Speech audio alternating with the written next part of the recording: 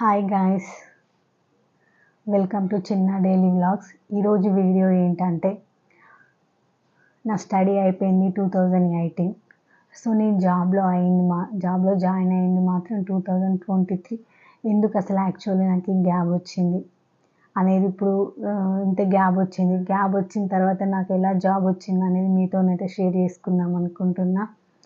ఏంటంటే పాప వల్ల నాకు గ్యాప్ అనేది వచ్చింది. పాపను చూసుకునే వాళ్ళు లేక, పాపకు కొన్ని హెల్త్ ఇష్యూస్ ఉండే. సో నేను జాబ్కి పోతే పాప ఎలా ఏంటి అనేది, సో పాప కోసం అయితే నేను ఇంత గ్యాప్ తీసుకోవాల్సి వచ్చింది.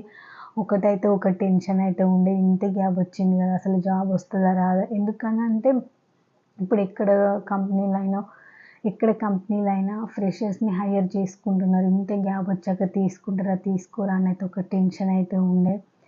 సో నేనైతే చేద్దాం, పాపనైతే స్కూల్లో జాయిన్ చేసాం. తన హెల్త్ అవన్నీ కండిషన్స్ అన్నీ ఓకే ఉన్నాయి.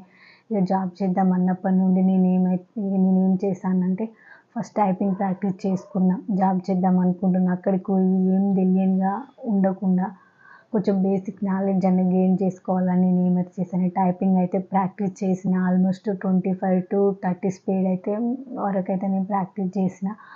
తర్వాత ఇది అయిపోయిన తర్వాత ఫస్ట్ సెల్ఫ్ ఇంట్రడక్షన్ చెప్పడం అయితే ప్రాక్టీస్ చేసుకున్నా. సో అలాగే రెజ్యూమ్ అయితే ప్రిపేర్ చేసుకున్నా.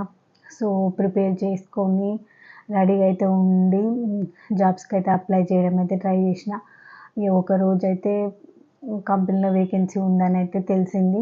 సో నేను జాబ్ చేసేది ఏంటంటే ఈ-కామర్స్ రిలేటెడ్. సో వేకెన్సీ ఉంటే ఏం చేశాను, ఆ రోజు నాకు కొంచెం హెల్త్ ఇష్యూ ఉండే. కొంచెం కోల్డ్, కాఫ్, ఫీవర్ అయితే వచ్చింది. వెళ్ళాలా వద్దా ఆ రోజు వాళ్ళు ఇంటర్వ్యూకి రమ్మన్నారనమాట.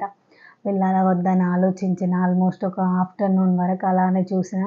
సరే వెళ్ళనైతే వెళ్ళేసి వద్దాము, అట్లీస్ట్ ఇంటర్వ్యూలో ఏం అడుగుతున్నారు అనేది అయినా తెలుస్తుంది కదా అనేసి అయితే ఆ రోజైతే నేను వెళ్ళిన.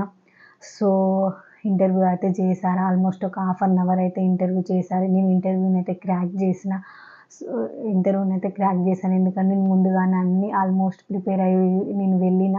అండ్ నేను ఫ్రెషర్ కాబట్టి నన్ను ఎక్కువ అడగలేదు. నేను రెజ్యూమ్లో అయితే ఏమైతే మెన్షన్ చేశానో అవే అడగడానికి ఇంత గ్యాప్ ఎందుకు వచ్చింది, ఇప్పుడే జాబ్ ఎందుకు చేయాలనుకుంటున్నావు అనేది, ఇలాంటి నార్మల్ క్వశ్చన్స్ ఒక 1/2 అవర్ ఇంటర్వ్యూ అయితే చేశారు.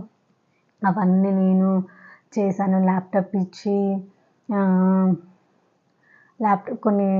ల్యాప్టాప్ కూడా నాకు ఇచ్చారు. ల్యాప్టాప్ ఇచ్చి నీ రెజ్యూమ్లో ఉన్న చూసి అదంతా టైప్ చేయి అంటే ఎంత ఫాస్ట్గా టైప్ చేస్తుంది ఏంటి అనేది, అవి కూడా ఎక్సెల్ రిలేటెడ్ కూడా నాకైతే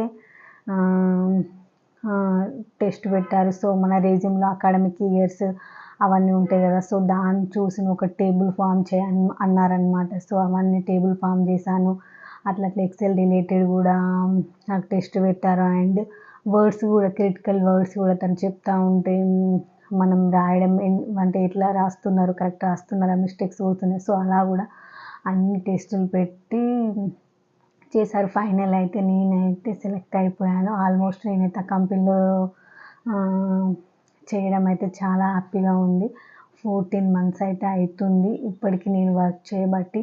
మీరు ఎవరైనా మీకు కూడా సేమ్ నాలాగా సిచ్యువేషన్ వచ్చి 5 years కానీ 10 years కానీ 3 years కానీ ఇట్లా గ్యాప్ వచ్చి జాబ్ వస్తుందా రాదా అని మాత్రం మీరు అస్సలు టెన్షన్ పడకండి. ఒక స్టెప్ మీరు ముందు వేయండి. మీరు కొంచెం Excel related basic knowledge gain చేసుకొని టైపింగ్ ప్రాక్టీస్ చేయండి. సెల్ఫ్ ఇంట్రడక్షన్ ఇట్లా అన్నీ ప్రాక్టీస్ చేసుకొని మీరు ప్రిపేర్ అయ్యి ఉండి ఖచ్చితంగా ఏదో ఒక రోజు మీకు జాబ్ అనేది వస్తుంది.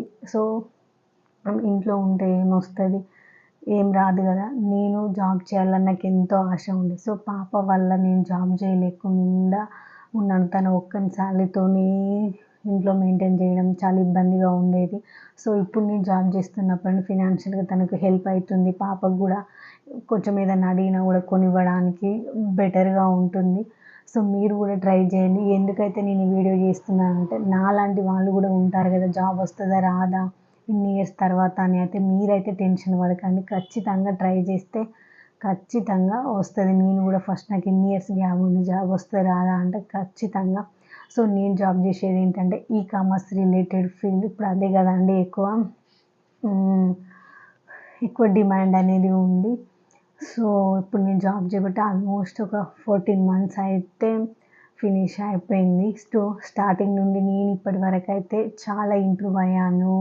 చాలా కూడా నేను హ్మ్. చాలా కూడా నేను నేర్చుకున్నాను. ఇదైతే మీతో షేర్ చేసుకుందాం అనుకున్నా. ఇదైతే మీకు ఎంతవరకు హెల్ప్ అవుతుంది ఏంటి అనేది హెల్ప్ అవుతుందని అయితే నేను అనుకుంటున్నా.